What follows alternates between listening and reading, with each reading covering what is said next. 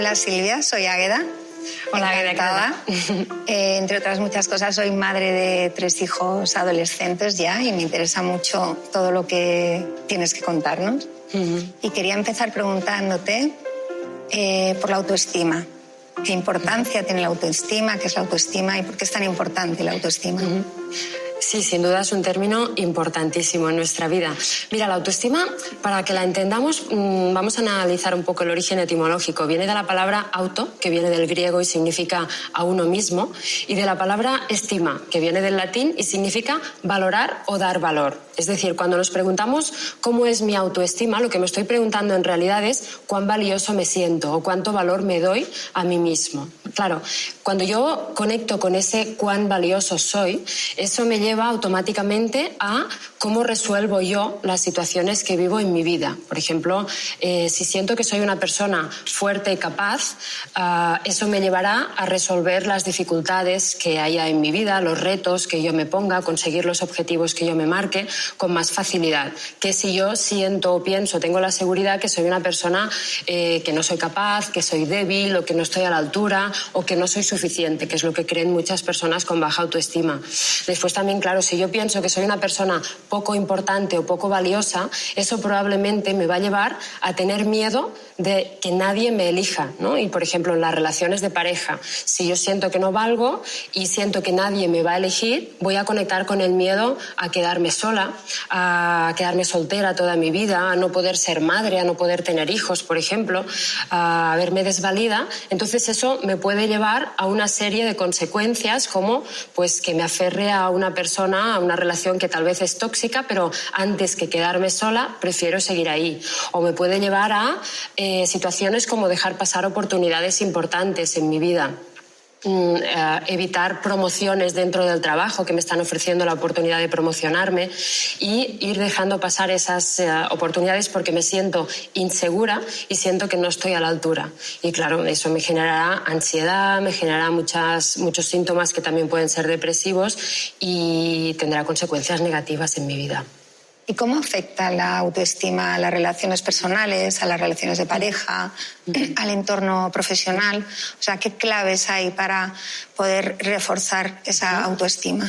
Claro, los psicólogos sabemos que la autoestima es la base de la gran mayoría de problemas que vivimos los seres humanos. De hecho, hay un estudio realizado por investigadores de la Universidad de Berna que es muy interesante porque, bueno, efectivamente demuestran que la autoestima se construye principalmente entre los 4 años y los 10 años de los niños, pero después esa autoestima va aumentando a lo largo de la evolución de la persona y llega a su punto más álgido a los 60. Entre los 60 y los 70 es cuando la persona en general tiene una autoestima más alta, probablemente porque se sienten más seguros, uno tiene ya más experiencia, ya pasa más de determinadas cosas y no pone tanta importancia a otras. Entonces, ahí es donde estamos mejor a nivel de autoestima. Y luego ya a partir de los 70 esa va disminuyendo probablemente por los problemas con los que ya nos vamos encontrando, ya dejamos de trabajar, pero para centrarnos un poco en cómo conseguir fortalecer nuestra autoestima, Nathaniel Branden, que es un psicoterapeuta canadiense que escribió un libro maravilloso, que es Los 6 pilares de la autoestima, él los resume en estos 6 pilares que para mí son muy gráficos y describen muy bien cómo deberíamos hacerlo. El primero de ellos es vivir de una forma consciente, es decir, ser personas que nos analizamos, que somos capaces de hacernos preguntas, que tratamos de mirarnos a nosotros mismos para mejorar o para ver qué es lo que podemos cambiar o deberíamos cambiar para tener una vida mejor o ser mejores personas. Después hay otro pilar que es la aceptación de uno mismo, la autoaceptación. Aceptarnos significa abrazarnos por ser como somos. Eso no lo podemos hacer sin conectar con algo que para mí es muy importante, que es nuestro niño interior.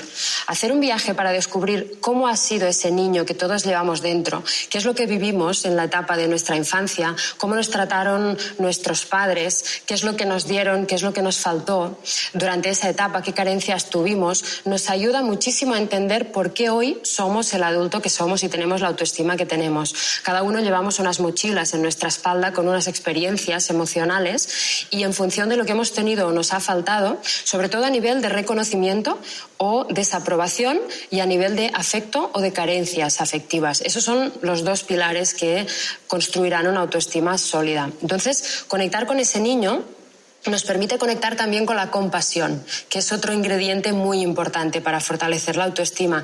La compasión es la capacidad de empatizar con el dolor de otra persona, de sentir su dolor, pero hay algo en nosotros que nos mueve para tratar de suavizarlo, de evitarlo, de que esa persona sufra menos. Entonces, eso es lo que nos lleva a poder aceptarnos por ser como somos y aún así abrazarnos. Pero eso no deja de que después tenemos que ir al tercer paso, que es tomar responsabilidad, responsabilizarnos. Es decir, una vez yo soy capaz de mirarme a mí mismo y me acepto por ser como soy, debo darme cuenta de que es responsabilidad mía hacer algo para mejorar en aquellos aspectos en los que yo pueda mejorar. Entonces, tomar responsabilidades, pues pedir ayuda si a veces necesitamos hacerlo, aceptar que hay ciertos aspectos en los que deberíamos cambiar. Fíjate que hay muchas personas, seguro que conoces a alguien que no tiene esa capacidad de autoanálisis o de asumir, ¿no?, esa parte que debería cambiar. Cuando no tenemos esa capacidad, no mejoramos ni cambiamos nada. Entonces ese punto también es muy importante. Realmente ahí uno se victimiza, ¿no?, en lugar de intentar responsabilizarse, pasa al victimismo. Exacto, pasamos al victimismo y a la resignación también, que no hay nada peor que resignarse, porque puedo cambiarlo, pero me digo a mí mismo qué es lo que hay, entonces no hago nada tampoco. Después hay otro pilar muy importante que es la asertividad. Es esa capacidad de expresar nuestros derechos, nuestros gustos, nuestras opiniones, nuestros deseos delante de otras personas, siempre con respeto, pero expresar lo que sentimos, si hay algo que nos disgusta o hay algo que no queremos, la capacidad de decir no, que tantas veces nos cuesta cuando nuestra autoestima no es suficientemente fuerte, porque tenemos miedo a lo que pensarán, a generar una discusión, un conflicto, a lo que nos dirán, a quedarnos solos. Entonces, ese punto también es muy importante.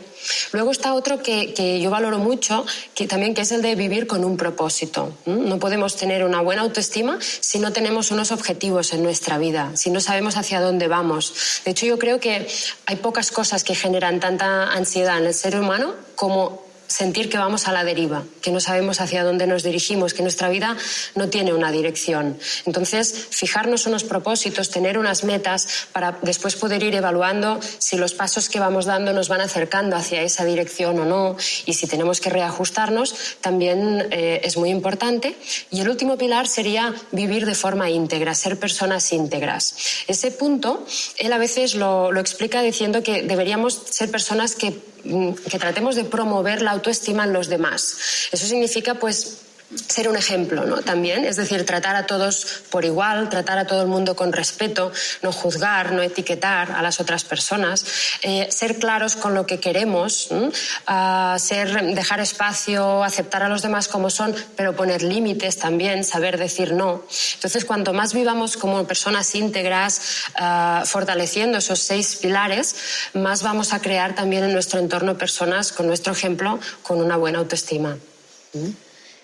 Dicho esto, a mí me preocupa, por ejemplo, mis hijos, ¿no? ¿Cómo detecto yo si ellos tienen un buen nivel de autoestima o realmente no? Claro. Porque ahora en la adolescencia es bastante complicado y la autoestima en la adolescencia es algo muy delicado. Claro, es verdad. La autoestima, mira, sobre todo para identificarla, podemos verlo en si son niños o niñas o adolescentes que son seguros o inseguros. Normalmente, cuando tienen una autoestima demasiado baja, lo vemos porque son personas especialmente inseguras, que siempre están dudando de las decisiones que tienen que tomar. Tal vez vemos que se comparan mucho con sus amigos, ¿no? A esa edad necesitan mucho el reconocimiento y la aprobación de los demás. Entonces, cuando no la reciben, eso les afecta especialmente. Si no tienen una buena base, se pueden hundir con facilidad. Entonces, es muy importante evitar, pues, compararlos con otros, ¿no?, por parte de los mismos padres, evitar, sobre todo, la sobreprotección, porque a veces nos piden ayuda por todo y es porque les hemos sobreprotegido demasiado. Dejarles también que se equivoquen, que ellos mismos experimenten experimenten, que se demuestren a sí mismos. Pero cuando vemos que su autoestima detectamos que es demasiado baja, con demostrarles que estamos ahí, que confiamos en ellos, con dejarles espacio y reforzarlos y reconocerlos por los esfuerzos que hacen y por las cualidades que vemos que tienen y lo que ponen de su parte para superar cada dificultad, o animándoles también hacia que vayan hacia sus objetivos, aquello que desean, aquello que les atrae, son las mejores herramientas. Y una pregunta, si tú refuerzas mucho esa autoestima, sí. Hay muchas veces que podemos pensar que estamos, ¿no?, creando personas egoístas o excesivamente, ¿no?, orgullosas de sí mismas. ¿Hasta qué punto, ¿no?, dónde está ese equilibrio para tener una buena autoestima, pero tampoco excederse? No sé cómo... Sí, esa es una pregunta que es muy frecuente, que es un miedo que muchas veces tenemos.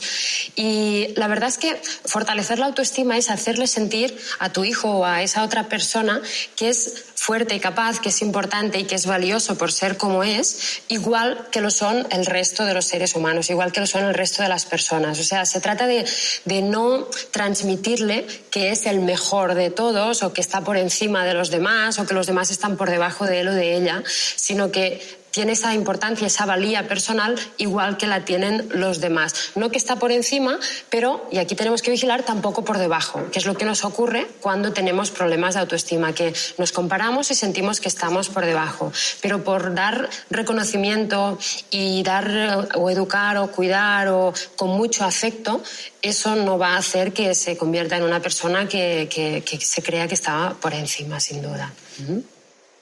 En tus libros hablas mucho de un concepto de pensamiento, PEC. ¿Puedes explicarnos qué es y poner algún ejemplo? El PEC. Sí, eso sí, es una idea que tuve porque el ser humano funciona siempre de la siguiente forma. Lo primero que hacemos es pensamos.